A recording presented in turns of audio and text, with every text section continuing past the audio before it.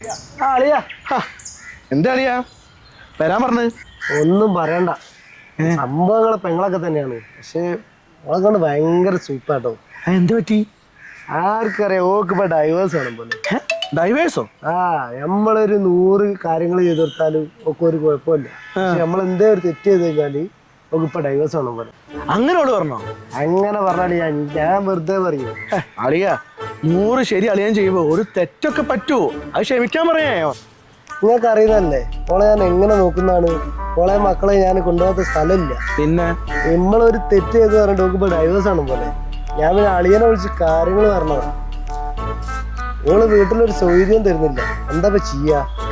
ആദ്യം ഞാൻ ശരിയാക്കി തരാ. പിന്നെ ഞാൻ എന്തിനാ അളിയൻ പറഞ്ഞ് നടക്കണേ? നിങ്ങൾ വരി. നടക്കൂല അളിയാ. എങ്ങനെയാണത്? അല്ല അളിയാ, അളിയ 100 ശരീന്റെ ഇടയിൽ ചെയ്ത ആ ഒരു തെറ്റെന്തേനി?